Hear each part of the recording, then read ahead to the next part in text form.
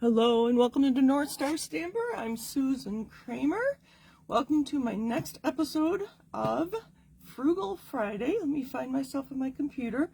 I like to make sure everything is centered, and I am off center. Hold on. Don't get dizzy with me. Okay, there we go. So I go by Susan Kramer or North Star Stamper. Because there are now two other Susan Kramers. So North Star Stamper at stampin'.net if you're looking to shop.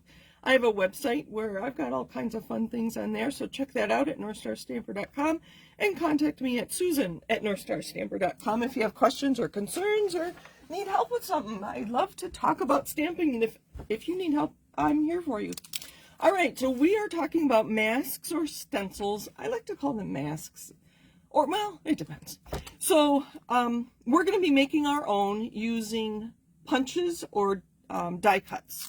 So, when we get photopolymer stamps, they come like this with a thin acetate and this thicker acetate. Let's see if I have other ones here. So, the thicker acetate is quite thick. So if I want a stencil to last, I'll use a piece of acetate, because obviously that will last longer than a piece of paper or cardstock. The only thing is, when you're using this as a stencil or mask, your ink is not going to dry on this stencil, and you have to be careful not to get ink everywhere. So that's just something to consider. And if you're using punches, can you see this? I know it's clear. You may not be able to see this. Oh, you can. Okay, I see my video is caught up. I tried to use punches with this thinner acetate, and you can see that did not work. So if you're going to use punches, you're going to have to use paper or cardstock. I would actually suggest using like printer paper because it's thinner, and I can explain why in a minute. If you're using a die or several dies, you can use the acetate. So I've made a couple of each. You can see I've used this stencil a little bit, and I did use circle dies from the, no, this one I used the Spotlight in Nature, and this was retired circles, but whatever circles you have will work, because you're going to leave the hole, and but keep what you cut or die cut out, because I've got things to show you there. So I used, let's see, was this the one I used on here? So one thing you can do, here, most common, is using a stencil with a blending brush, and then ink from your ink pad to make the circles on here. You can see I used the Gone Fishing stamp set with this. The Happy Birthdays from the Friends for Life. And I left the stencil on when I stamped, so I only got the bottom portion of the bobber there. So that was kind of fun. And then you can, hopefully you can tell and get closer and tilt this a little bit. You can see that after I stenciled and stamped, I embossed it. Oh, there you can see it. You can see it when I tip it. I used the swirl embossing folder on there. The wavy one or anything water related would have been really fun to dry emboss that with my machine. So I kept the negatives of this. Well, okay, let's back up a little bit. And so with this one, I haven't used my blending brush. I just took a pen and I went around the circles, and then I left this on here, and then I stamped my mushrooms, and that's a new stamp set called Terrific Toadstool that's in the January mini catalog. And all those stamps are from there. I think the bug is so funny. He's just plain, and I used the same dark pen to to darken the antenna and add the dots. But my circles weren't quite perfect. They weren't perfectly round because my stencil is a little rough there. So I added some hashes there, not hashtags, hash marks around the edge. And now you can't tell that my circles weren't perfectly circular. If you look close, you can see them. But I thought adding those hash marks kind of hid it a little bit. Now, if I want to color my background here, I can use, we'll call this the positive side. Are those the right ones? Oh, I don't know. Maybe. Oh, that was the plastic one. So I have the pieces of plastic that I cut out. So I can adhere these temporarily back in here. And then I could use a blending brush like this over the top to add color. I don't know if you can see. But anyway, you get the idea. So if you want to color the background, that's another idea. And again, after it's stamped and colored and all that, you could run it through your machine with an embossing folder. You could even, on this one, I could add more color to make the embossing come out. So there's a lot of things you can do beyond just the masking or stenciling. So that's with punches, or die cuts. And here's another one using that same mask. And I just trimmed it down as much as I could so I could add a little bit of gold foil there. And I like to stamp the inside of my card and my envelope so everything coordinates. So there's another fun idea. Again, I left the mask on when I stamped this flower because you can see it is bigger. There are leaves down here. But then it's nice to have little stamps that fit inside those spaces. So look at your stamps. Maybe you don't have anything this small and so you don't want a small one there. So look at your stamps and see what you might want to use. And I consider this a collage. And then circles, so just to tie everything together. All right, and then I also used a die. I used this largest die from the Fancy Labels dies. And I cut my stencil just out of cardstock. And then I held it in place, and I used my blending brushes with different colors. And I just have, you know, purple and pink, and I don't know exactly which colors are on here. If I was concerned about what colors were in my blending brush, I would go rinse these out in the sink and let them dry so that I would know exactly what color. But for this technique, I just, you know, use different blending brushes, and I've got different colors. So I couldn't tell you what colors they were. And then I left the stencil on, and I used basic gray to stamp my large silhouette. And then I wanted something around the edge, so I took this piece that I die cut out, and I held it in place while I stamped my leaves around, and I get that. I'm thinking I might want to put this back and use the blue and add some blue around that. So that might be kind of interesting too. But there's so many different techniques you can use with just your stencils, with your dies and your punches. See what you have and what you might want to play around with. We have some very large punches right now. The Heartfelt Hexagon is almost this size. If you push it in all the way, you might be able to get that centered on your piece. I'm looking over at my punches, and I think the Modern Oval is also a large punch, so you might be able to do that with the Modern Oval.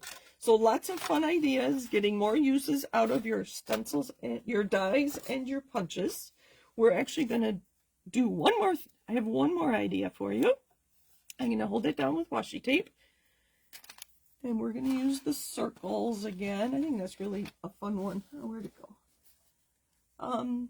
The only difference between the acetate, well, I mentioned earlier that the acetate, the ink is going to stay on the acetate where it absorbs into the cardstock. The other thing is, with this on here, you can't really see what you're getting. So when I do that, I keep peeking at it. So it is kind of fun to have the acetate so you can see what you're getting. So I have some colors here. I have Fresh Freesia, Real Red, and Melon Mambo. I'm thinking ahead to Valentine's Day, so we're going to start with the Fresh Freesia. So here's another idea.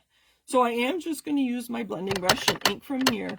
I'm going to start on my stencil because it's kind of dark, and then just, let's see, we're going to hold this.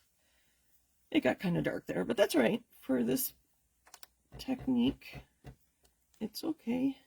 Normally I would adhere this down, but you're going to see what I'm doing here in a minute.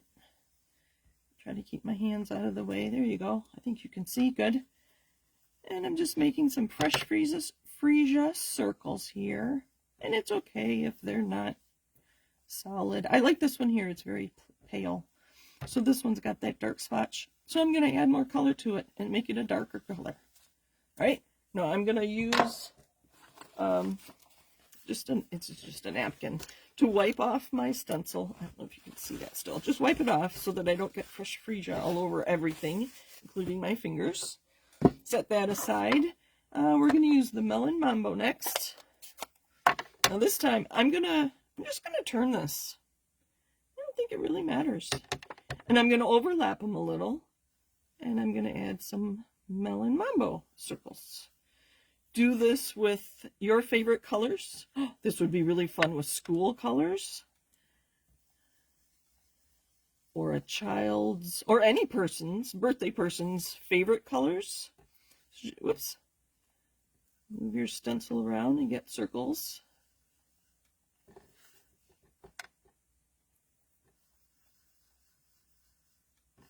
I do like the paler colors. There we go. Look at that. Maybe here on the corner. Oops.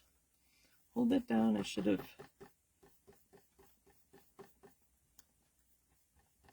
adhered the other corner too. All right, let's do a little bit of red. I'm just going to use the same brush here. But the other thing I will do, so I'm just using actually it's a napkin to wipe this off a little bit. To get the color out of my blending brush, I'll do this either on paper towel, just to get the bulk of it out, because I don't want pink anymore. I'm going to switch to red. And we're going to do some big ones here. I'm going to offset them a little. Oh, that's Melon Mambo again. Let me finish this one. We'll make it really dark. You probably noticed that I didn't switch my colors. Set that aside. This is real red. Let me clean this up again. A lot of ink in there, which I feel like I'm wasting my ink when I do this, but I don't want to have 48 colors. 48 blending brushes, because I don't need them. All right. Real red. Let's do some really tiny real red ones here.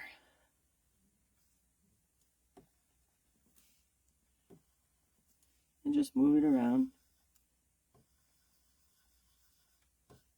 So there.